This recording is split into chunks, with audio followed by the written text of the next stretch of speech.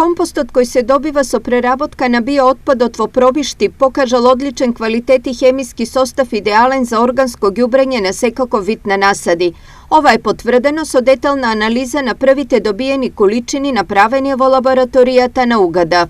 Од материјалот кој што беше земен за анализа и донесен во универзитетската лабораторија при Универзитетот Гоце Делчев во Штип, добиено е мислење во кое што се вели дека примерокот е богат со органска материја и хранливи материи, примарни и секундарни макроелементи, во вкупна и лесно достапна форма за растенијата и може да се аплицира на почвата без штетни последици на соодветен начин, според препораката на стручни лица. Пробиштип е единствената општина во државата каде од биоотпад се произведува компост. На 2 локации во градот се поставени компостери со поединечен капацитет од по 60 тони, со максимално производство на компост од околу 230 килограми, но месечно не се произведува ни половина од предвиденото.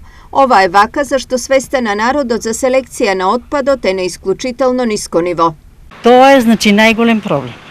По мое, стварно селекција на ѓубрето нешто е стварно што треба се примене најскоро време. Значи јас лично кога фрлам тоа и тоа и тоа на исто место, јас се осеќам виновна, сваќате?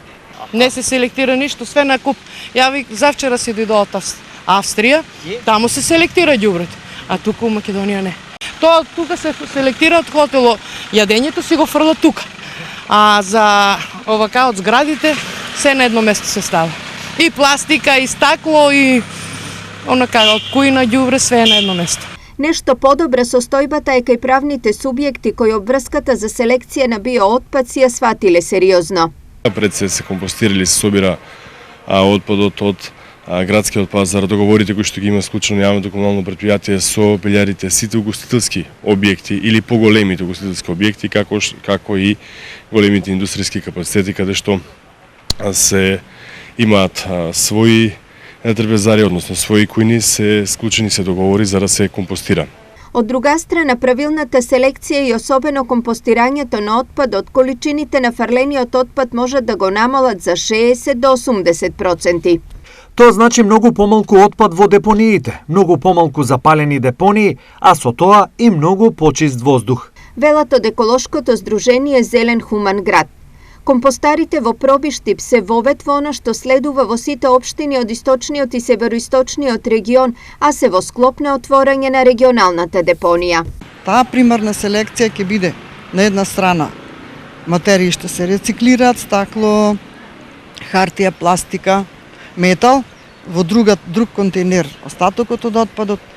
Биолошки отпад не смееме да носиме на депонија, зелен отпад, биоотпад, тој ќе биде носен на специјални собирни места, каде што ќе има компостари.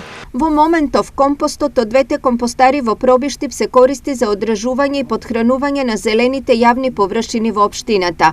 Со правилна селекција и инвестиција во компостари во сите општини од регионот може да се создадат доволно количини на компост не само за сопствени потреби, туку и за продажба, што ќе значи дополнителни финансиски средства за сите јавни претпријатија.